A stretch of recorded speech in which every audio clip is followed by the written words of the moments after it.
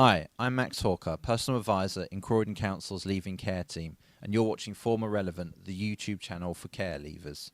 Today we're talking about the very important issue of safety on the streets, both in and around Croydon. I'm joined here today by my colleague Sean, who is going to help us with some of the questions and give his insights as to what we can do and how you can protect yourself. Hi, Sean. Hi. Okay, so I'm going to start with quite an obvious question. How can we all keep safe when we're out and about on the streets? I'd say, obviously, the best way to keep safe is to, maybe either walk in a group, pairs, always have your mobile phone to hand for you to be able to contact your family, friends, emergency services if needed to. Keep your personal belongings away. Keep your jewelry to a minimum. You don't want any unnecessary attention and anyone trying to start on you to try and take your belongings from you. I also think be aware of your surroundings. Your surroundings, the area you go to, your route is key. The route you travel is key, because if you go down a route you're not familiar with, you may end up in trouble, and you don't want that. So be familiar with your surroundings. That's good advice. This is being shot in late November 2017, and this year alone there has been a lot of violence in the media. There have been a lot of deaths, a lot of stabbings, a lot of moped attacks. What is fueling the violence, do you think? I think there's a lot of different elements to what's fueling violence. I can honestly say, from my opinion, I believe the economy is one of them. Obviously, the financial situation for generally everybody in the world today is feeling it. Young people especially. So coming from a background or where your financial situation is not as good as the next person's, that's going to have a big impact. Also, misunderstanding and miscommunication. That is another big part of this gang culture and what's fueling the violence, i.e., this young person may give that young person the wrong look, and that's that person gave that person the look for a different reason to what that person was thinking, and that can start something, and it happens a lot. What else is fueling violence? I'd say there's a whole bunch of different factors, but generally economy, cost of living, misunderstanding, miscommunication.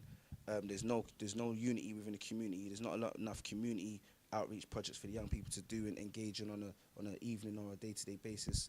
So I think there's a lot of different factors, and this is just my opinion. Okay, something we do hear about quite often is gang activity. There's quite a lot of it in Croydon and definitely plenty of it in wider London. What do we know about gang activity in Croydon and the surrounding area? Well, what we do know about gang culture and violence and crimes in Croydon and the surrounding areas is that there is a lot of it, and it happens quite frequent on a day-to-day basis. The levels of violence are also very extreme to some extent. There are a lot of young people dying in Croydon, which is unfortunate. Which I think a lot of services and providers are trying to work with young people from the gangs to try and minimize these deaths and situations. My opinion is there needs to be more outreach work, more outreach projects on the streets, working with the gangs, I believe. No, it's good advice. If there's a looked after child or a care leaver watching this right now, and they're involved in gang activity, but they want to escape, what can they do? Are there any organisations that can support them? What can their worker do? If a young person approaches their worker and tells them that they're in a gang and they would like to leave, that's the first step. Approaching your worker and letting your worker know. That's the first step, because your worker will be able to give you all the information you need, signpost you to the relevant services. In addition, there are a lot of services that work with young people in gangs to help them get out of gangs. Off the top of my head, I don't know any. Youth offending service is one. But obviously, as your worker, we can also identify, signpost, and work with different providers to help young people leave gangs. Okay, and as a final thought, if there are any politicians or people of influence watching this, and they were looking to try and change the culture of violence, what would you say to them? What would be your advice? How are they going to solve this issue?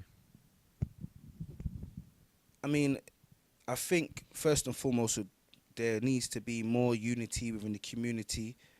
Politicians need to come down to the corners where the young people are hanging out, the gangs, and see it for themselves and see what needs to be done. I.e., I think maybe more youth clubs and more activities for young people to engage in on a day-to-day basis would help minimize a lot of the crime that goes on in and around the area.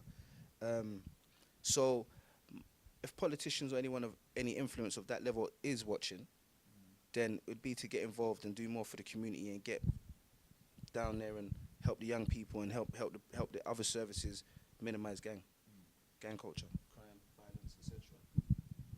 So I think it's clear that there is quite a major problem, and there are no easy answers. But as Sean has discussed, there are steps you can take to protect yourself and to minimise the risk to a certain extent. If you do have any major concerns, though, you can approach your worker and discuss it in more detail. And of course, if you are a member of a gang, or if you feel like you could fall into that kind of activity, that kind of lifestyle, then you need to speak to your worker, because there are things you can do to help yourself. That wraps up the interview. I hope it's been of help to you. Remember to hit subscribe, and we'll see you next time on Former Relevant.